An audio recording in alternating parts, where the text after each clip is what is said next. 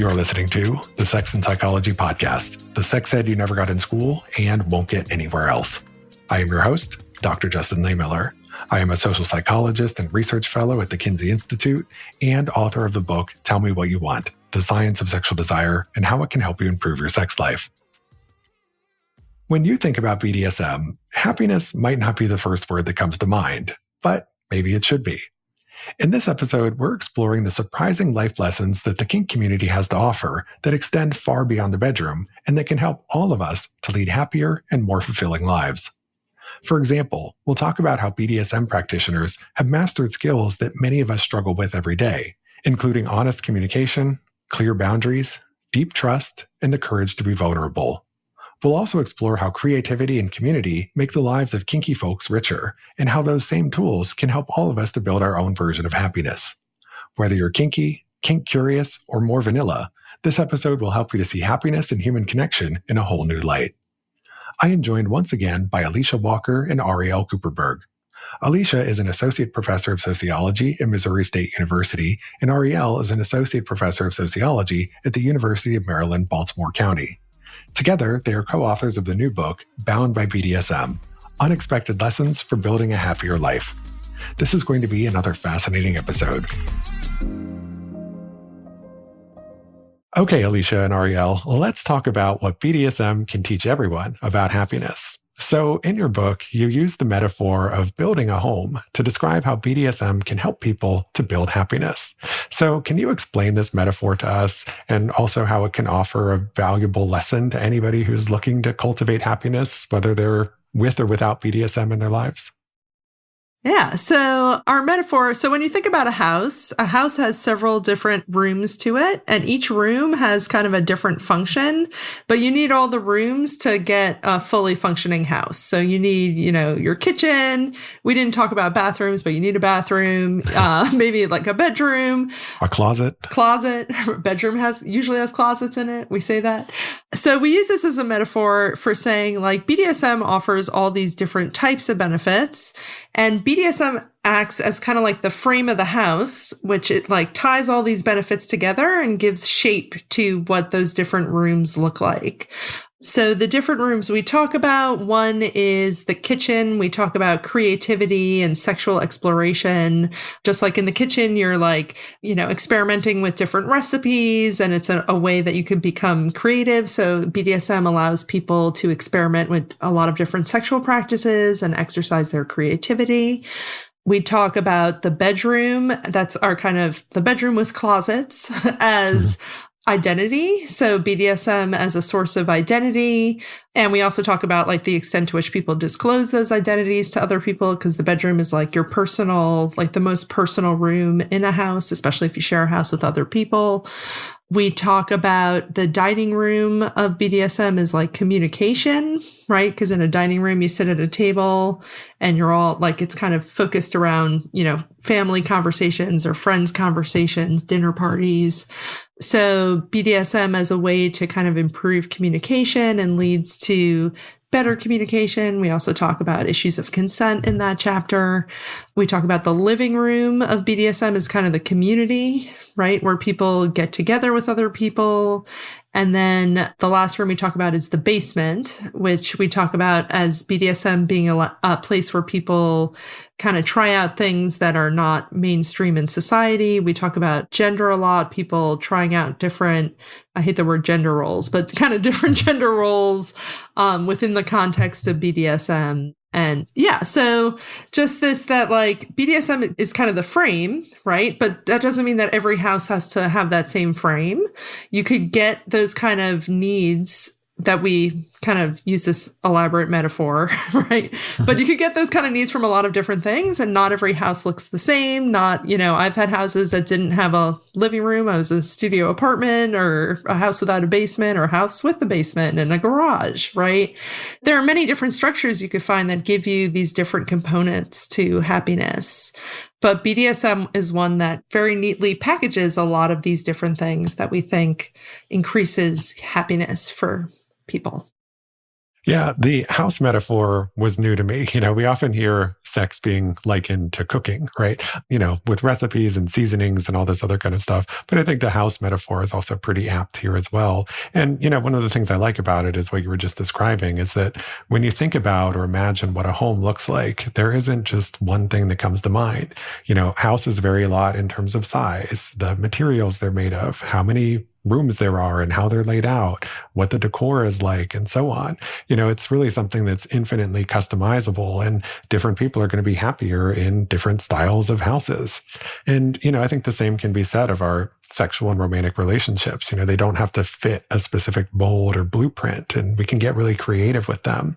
Yet a lot of people feel pressure for their relationship to look a certain way, and that can be very confining.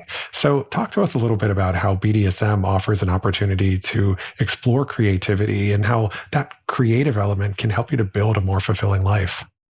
So that's something we talked about a lot in the book. The house metaphor also works from the sense of, are you living somebody else's blueprint for your life, or are you creating a home that is uniquely yours and authentically yours? And that's something that came up in BDSM among the practitioners throughout all the interviews, was this idea that, BDSM provides these scripts, these scenes, these roles, but there's such a plethora of them that you can find something that is very specific to you, and then you can tailor it to whatever your particular needs are. And people use a lot of creative juice in BDSM and coming up with the scenes and deciding what's going to happen or not happening, and designing. Some people are like building their own implements and sex toys to use in their scenes, and costumes and dynamics. There's just all this room to really remember those create your own adventure books? It's almost like create your own sexual adventure. And even if you're not into BDSM, that's okay. But you can take that concept of, let me build something for myself that is absolutely mine, that does not look like anybody else's life, anybody else's house, anybody else's dynamics, and create something that's uniquely mine, that authentically represents who I am and meets my specific needs. Yeah, and one thing we asked the BDSM practitioners in our survey about was, what other groups are you part of that meet up in person that are similar to the BDSM community, or at least like similar in that you meet up in person with other people regularly? And when I was analyzing that data, it struck me that like a lot of them are based around creative pursuits. So a lot was like, getting together to do arts and crafts, or getting together to like a maker space, or a lot of them were like costume based, like Ren Fair, or role playing, like Dungeons and Dragons was a big one. And I think BDSM gives you the chance to do all those things, right? So it gives you the chance to creatively, like, you could come up with your own costumes, you can make your own implements, you could design like exactly what type of like scene is the word BDSM practitioners use for like an encounter, right? So you could design exactly the type of scene you want. You could come up with like a whole plan. You could change it each time.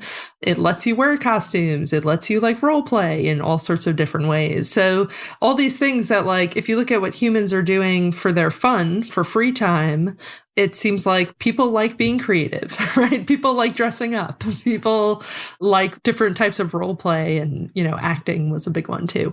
And BDSM like allows you to have this kind of creative outlet that I think, for a lot of people, that's what they will do when it's like, if it's your free time, it's your hobby, you don't get paid for it. It's not like volunteer work, right? It's not work. It's what you want to do. And BDSM allows people to do what they want to do. Yeah. And I think that begs the question of, does being kinky make you more creative? Or is it that people who are kind of more creative to begin with are just kind of drawn to kink because that is a space where you can also exert that creative ability or potential? And, I think it's probably a little bit of both, but, just sort of thinking about my own friends who are the creative types, they tend to be a pretty kinky bunch. So, there's definitely something going on there with that overlap between, kind of having those artistic interests and also kind of being drawn to kink. So something I've talked a lot about many times on the show is the important role of vulnerability and trust in having more fulfilling sex lives and relationships. But boy, do people ever struggle with those things. However, a lot of kinky folks really seem to have that figured out. I mean, to practice BDSM, you have to have deep trust in a partner and radical vulnerability. So tell us a little bit about how BDSM practitioners excel at a lot of the things that everyday people struggle with and what we can learn from them about, getting comfortable with vulnerability and building up trust and intimacy. Yeah, that came up in all of the interviews. And folks talked about the fact that in order to get involved in BDSM, you have to get vulnerable with yourself first, because you have to be honest with yourself about what you actually want. Because if you don't ask for what you want, you're not going to get it. And so to find this other community where folks want the same things, or at least maybe if their BDSM needs are different than yours, they're not judging anything that you're saying and they're fully accepting you. And so you go to this space and you say out loud, maybe for the first time, I'm a switch, or I'm a little girl, or I'm whatever it is. And people just nod instead of like, oh no. And so having that community of folks and then having these BDSM partners who say, hey, not only is who you are okay, I think it's great. I think it's wonderful. It's exactly what I'm looking for. Really helps them to get vulnerable, not just about BDSM, but about all the aspects of themselves and who they are and what they want and what they need and how they feel. And that's something that folks who are not into BDSM can absolutely take a lesson from, because in order to really develop strong connections with other people and real intimacy, you have to be vulnerable with folks. And I feel like we live in a society where we're really encouraged not to do that. We have all these curated presentations given to us online, and everybody is trying to be so polished and trying not to be cringe, right? And so that really creates a space where it's difficult to be all vulnerable and it's difficult to be authentic, but it's such a key piece of happiness and sexual fulfillment. And so BDSM folks really have that nailed down without question. And all of that requires trust to be able to do it. Yeah, absolutely.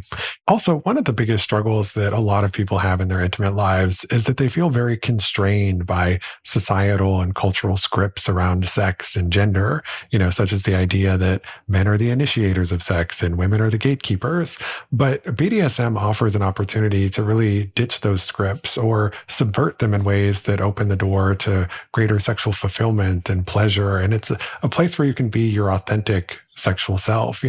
I was thinking about how this can be freeing, especially for a lot of women, because there are a lot of women who have desires to be submissive, but who don't really consider themselves to be kinky, right? But they feel conflicted about that. They feel like a woman shouldn't be submissive, right? Because it conflicts with their ideas of what a feminist or what a woman is or what she's supposed to be or want in the bedroom. But in the context of kink, she can embrace those submissive desires and, pursue them on her own terms. And at the same time, she could also be dominant and, act in a way that is different from what the societal expectations are for women and how they should behave in the bedroom. And so it's really the space where people can be their true, authentic selves and really kind of ditch the scripts. So tell us a little bit more about that, how, BDSM and kink are this space where people can challenge these very traditional ideas about sex and gender and unburden themselves from all of the scripts that try and tell us what to do during sex. So that came up a lot. We had some men who talked about how participating in BDSM and participating in a submissive role really enabled them to sort of tap into this part of themselves that's really frowned upon in society, in this emotional space, because men are required to be so stoic in our social spaces, and that was like really a release for them. It was sort of like a break from social expectations. And then women talked a lot about, am I a good feminist if I'm involved in BDSM? Is it okay if I'm a feminist outside of BDSM, but in BDSM, I am submissive, which is really interesting. And what I thought was even more interesting is you're talking about social expectations, and the expectation is for women to be more submissive, more passive. And so when we talk to women who were DOMs, for example, which there weren't a ton of them, we didn't talk to a ton of men who were submissive or a ton of women who were DOMs, because even in BDSM, we're still seeing these gender patterns. They really did not talk about how this challenges the roles of women in society, which was really interesting.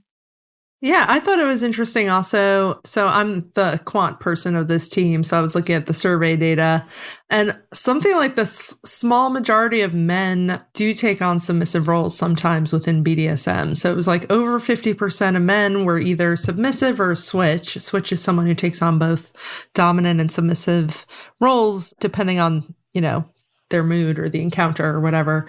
So yeah, I thought it was interesting that BDSM seems to serve as this place, especially for men, to take on roles that really go against what society tells them they should be doing, especially when it comes to sex, right? Like in sex, men are supposed to be the initiators. They're supposed to be the ones who take on the more dominant position, or at least that's what society tells us.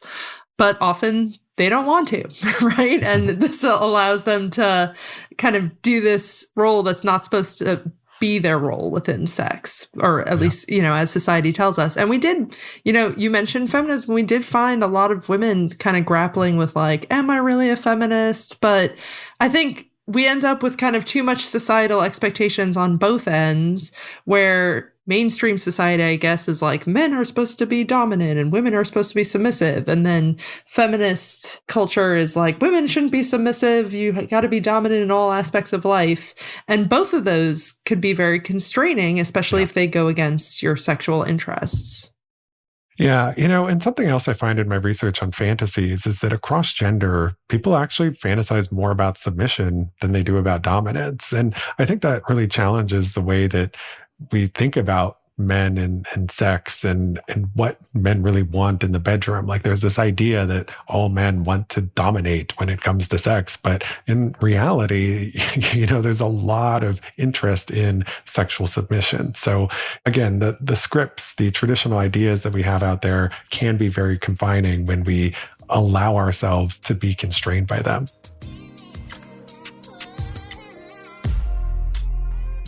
When it comes to great sex, wetter is better. That's why I'm excited to introduce you to Soaking Wet from VB Health. It's the world's first probiotic specifically designed for vaginal and vulva health and wellness. Soaking Wet is a doctor-formulated blend of prebiotics, probiotics, and vitamins specifically designed to restore balance down there and increase lubrication. This isn't just about health, it's also about pleasure. VB Health has a simple mission, creating supplements that work with scientifically backed ingredients. They take quality seriously too. Each batch that is produced is tested by 2 separate third-party laboratories for safety and effectiveness. They even share their third-party lab results publicly, which is rare. Make every encounter slipperier, sexier, and downright sensational. It's time to get soaking wet and keep the good times coming, literally. And the best part? Soaking Wet is formulated by doctors at VB Health. Visit soakingwet.com and use code JUSTIN for 10% off, or click the link in the show notes. The older I get, the more I realize that good sleep isn't optional, it's essential. It's the difference between me being sharp at work, being patient with my partner, and feeling like the best version of myself, or being cranky, slogging through the day, and having every task take way longer than it should. I realized that I needed to do something to improve my sleep, so I started looking for a new mattress that could help, and that's how I found Brooklyn Bedding. I noticed a difference from the very first night. I started sleeping more soundly and woke up clear-headed, energized, and ready to go. Brooklyn Bedding knows that good sleep isn't a one-size-fits-all kind of thing, and that's why they offer mattresses for every body and sleep style. It's the real deal, too. They've been awarded the Best Mattress by CNET and Best Hybrid Mattress by Wirecutter. So if you want better and more comfortable sleep, check out Brooklyn Bedding, where you can try a 120-night comfort trial. If you don't love it, they'll help you return or swap it hassle-free. Go to brooklynbedding.com and use promo code JUSTIN at checkout to get 30% off site-wide. This offer is not available anywhere else. That's brooklynbedding.com and promo code JUSTIN for 30% off site-wide. Make sure you enter our show name after checkout so that they know we sent you. brooklynbedding.com, promo code JUSTIN.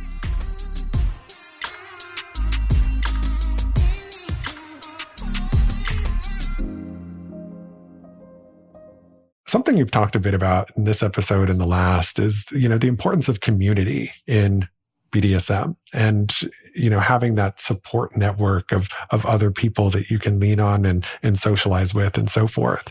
And, this had me thinking about how a really common struggle that a lot of people have in their relationships is that as the relationship escalates, their connections to the outside world tend to deteriorate. I can't tell you how many times I've seen this happen in my own life where I have a friend who the last time I ever saw them was many years ago at their wedding. It was like they got married and then they just kind of like disappeared and all of their friendships dissipated.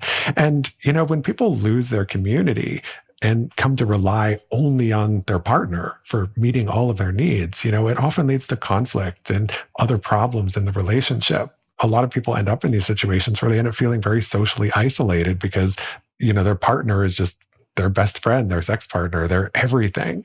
And so, I was just wondering if you had any thoughts on, if you're not in the BDSM community, how do you build a community and a support network for your relationship so that you're not just relying on that one other person to meet all of your needs? That's a big issue. Historically speaking, we expect more out of our primary partners now than we ever have at any other cultural moment. We expect them to be our best friend and contribute financially and parent well and be great in the sack, right? Any interest that I have, I want you to do that with me. And it's really a lot to put on one single relationship. Yep. It's really much better if I'm into art, but my partner isn't into art, if I have a friend who's into art and we can go do that together. If I like a certain kind of movie and they're not into that, I have someone else to go do that with. But simultaneously, we live in a society where it's more difficult to make friends than it ever has been. We have an epidemic of loneliness that folks are talking about, and loneliness is really deadly. So it really serves everybody to figure out how to create relationships outside of that central romantic relationship, to sustain ourselves, to support ourselves, to help ourselves grow, and to take some pressure off that central relationship. But it's really challenging to do that. And so something BDSM folks really get right is having all these connections, not only within BDSM, but all those other activities that they reported in the survey that Ariel talked about earlier, that they're involved in, that have sort of a similar creative aspect to it, but they're still getting out there and making all these connections. And so it's important for us to figure out, okay, what are the things that I'm interested in and how can I connect with other people who might be interested in that? Is there a book club I can join? Is there an art club? Is there a gaming space? Whatever it is that you enjoy doing, that you can find other people who do it as well, and go join that and talk to people and try to create these connections with other folks. And it's really, really difficult. We talked in the book about the fact that we have fewer third spaces now than we ever have before, spaces that aren't work and aren't home, where you regularly run into people. And through that routine contact, you create these friendships. And so we have to work harder to find those third spaces for ourselves and to maybe create a space. I know in my own neighborhood, there's a woman who's working really hard to create a neighborhood book club. And it's been very difficult, but she's still at it. And that's the kind of stuff that we have to do. We have to get creative and reach out. And if those spaces don't exist, to create them for ourselves. Yeah. And I think the BDSM, we talk about the other types of communities they're involved with, just as like, here are communities you can get involved with if you're not in BDSM. And some of them were around creativity. Some of them were around like intellectual interests, like a book club or an academic kind of club. Some of them are like a history club. A lot of people were organizing or meeting with other people to do exercise types of activities, or gym, or go hunting, or a dance class. A lot of people were getting together based on like, I'm really into cars, so let's have like a car meetup or a motorcycle meetup or a turtle club or like a cactus collecting club. So no matter if you have a specific interest, often there's a community around it. It also kind of depends on where you live and what's locally available to you. Mm-hmm. Yeah, I've been talking to a friend of mine who kind of recently moved to kind of the middle of nowhere in Connecticut. And he's like, I don't have any friends here. And I'm like, all right, well, like, let's look around in your area for different meetup groups. We talked to a sociologist who studies friendship as part of this book. In the process of writing this book. And she talked about like the way to make friends and the way to make community is you keep showing up to the same place over and over again. And if you keep having repeated encounters with people, on a regular basis. Eventually you may move to the point where you actually like make plans to meet up with that person. And that's when you officially kind of cross the line into being friends. So yeah, I just moved a year ago myself while we were writing this book. And I was like, okay, I'm going to go and like try to apply this to real life. And I'm like, how do I make community? So I've been going to like music meetups to play music with other people. And, I keep in mind, okay, you're probably not going to make friends the first time you show up, maybe not like the second or third time you show up. But if I keep going to the same place over and over again and keep seeing people, eventually I'll start making friends. And I have after like a year of doing that. I think the hard part is, first of all, getting over the hump of first doing something new could be very hard, like going to a totally new encounter. And then also the first time, if you like don't make friends that first time, people are like, oh, well, that didn't work out. I guess I'll try something else. But I think it's the going back over and over again. So these like BDSM munches is, and a lot of people have like regular monthly meetups or every couple of months. That's one way you could kind of get connected to the BDSM community, in part because they're having these regular meetups where you're running into the same people over and over and over again. So which community you want to participate in, I think, kind of depends on what's available to you locally, but also what your interests are, but also kind of showing up and not giving up that first time, or actually, going in person. It's always scary to me when I go to like a new, like there's a old time jam this weekend and I'm like, oh God, it's like, I haven't been there before. I'm like, I don't know what it's going to be like. It's kind of like stressful, but I'm going to like force myself to go because it's very close to my house. And I'm like, this will be a good way to like meet people who live closer to me versus this other jam I go to, which is like an hour away. So yeah, I think in the process, I feel like I got better at making friends by writing this book and reading about how BDSM practitioners make friends and how people make friends in general. Yeah. I mean, it is important for everybody to have that sense of community, that sense of belongingness, especially in this time when we all feel increasingly isolated. And, so one solution is you can be kinky, right? And, there's a whole community you can get involved with. But if you're not a kinky person, there are lots of other options, but you need to push yourself a little bit outside your comfort zone and find ways to connect with others. Now, in reading your book, something that struck me was how many kinky folks explicitly stated that, they took a lot of time to set boundaries and communicate in advance, but how this didn't necessarily guarantee a certain outcome. There seemed to be this recognition that things weren't always going to be perfect and that things would occasionally go wrong, and that's fine. That's okay. It happens. And I think that stands in stark contrast to the way a lot of non-kinky folks think about sex. They think it has to be perfect every single time. And when something does go wrong, it's just like devastating.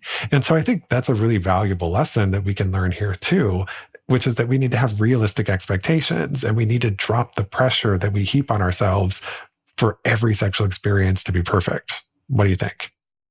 Yeah, that came up a lot. People would tell me about instances of their own lives where something had happened and things went awry, even though there had been all this communication. And it was really fascinating to me that, number one, they didn't want to place the blame on anyone. Mm-hmm. They were just like, oh, sometimes these things happen and, it was just a failure on both of our parts, et cetera. And that they were so forgiving about whatever. And sometimes there had been injuries and things like that. And they were very forgiving of them. They were just like, okay, we just need to learn from that and move forward, which is such a great attitude. And you're absolutely right. When we're talking to folks about vanilla sex, that's not the kinds of things we hear. If folks have a bad experience, they're like, oh, this is terrible and I will never ever do that again. And maybe I won't ever even see that person again. And there was just a much greater sense of, we're all human beings and things fail and people fail. And sometimes things don't work like we think they're going to work, but that's okay. And that doesn't mean that what I wanted is wrong or that I should never try that again. And so they just had a much greater sense of exploration and forgiveness and let's just try something again. And we could all definitely take all of that into all the aspects of our lives. Yeah, definitely. All right. So we're running short on time, but I have one last question for each of you. So, Ariel, what's your favorite lesson from the book that you want to share with my listeners? I feel like I've already shared it, but the like how to make friends. That was my favorite. I mean, that's the one that I think personally made the biggest difference in my life. I moved last year. I'm in my 40s, so I kind of moved several states away to a place where I knew one person when I moved here. And I think just like showing up is how you make friends. That was the lesson I took the most, I think, from the book. I think there are a lot of other lessons, like humans are really creative. Humans like doing these types of things. I think also like finding your people, finding the people you could be yourself around. And it doesn't have to be every person, but BDSM practitioners talked about like selectively finding their community. But once you find that community, finding people you can be vulnerable about and who will accept you for what you are, I think was very important to them. And I think is very important in general. So I would say those are kind of the two, like, not really about sex, I guess, but the two big lessons I took. Yeah. And it goes back to something we were talking about in the last episode, which is that BDSM isn't always about sex, right? There's a lot more to it than that. So yeah, I think there's a lot that you can learn in this book about sex-related things, but also just a lot of general life lessons as well. So, Alicia, same question. What's your favorite lesson from the book that you want to share with my listeners? So I think my favorite lesson is really accepting yourself, fully accepting yourself and knowing that however it is that you are, there's a group of people out there who think that that's amazing. Mm-hmm. So I really thought that I was definitely a person who like fully accepted myself, but it was so nice to have that reified and reinforced with every person that I talk to. I have kind of a dominant personality. I have sort of like a big personality, which, not everybody's cup of tea. And it kept coming up in the interviews. I just had a guy reach out last week about the book who said, well, I can read from you that you have a very dominant personality. And I love dominant women. And I was like, I wish I was a BDSM person because that's definitely the space for me. But it's nice to just remember that, to just really, because we live in a world that really doesn't lend itself to you really accepting yourself and just being whoever you are, right? So it was nice to talk to 96 different people who were really living that lesson and reinforcing that lesson and reinforcing it for me in every single conversation that we had. So however much you think you're accepting yourself, I promise you read these people's stories, you're going to walk away feeling changed and just really, really so solidly reminded that, hey, whoever it is that you are, you're awesome and you need to just be that person all the time. Yeah, I love that. Well, thank you so much for this amazing conversation, Alicia and Ariel. It was a pleasure to have you both here. Can you please tell my listeners where they can go to learn more about you and your work and get a copy of your new book? Absolutely. You can absolutely go to my website, alicia-walker.com, and you can buy the book at Amazon, and you can buy the book from the publisher, and you can buy it from Barnes & Noble. Yeah, I have I'm like, it's sites.google.com/RLTK, but I'm like, Google my name, my website will come up. Yeah, our book is available through Bloomsbury, the publisher, and through Amazon, and basically every, online book realtor. Great. I'll be sure to include links to all of that in the show notes. Thank you again so much for your time. I really appreciate having you here. Thank you. It was great being here. Yeah, thanks for having us.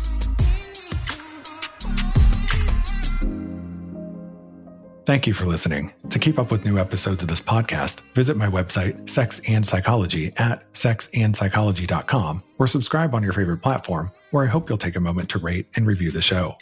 If you listen on Apple Podcasts, please consider becoming a Sex and Psychology Premium subscriber to enjoy ad-free listening for just $3.99 a month.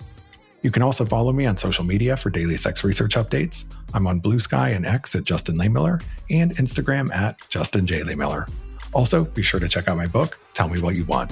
Thanks again for listening. Until next time.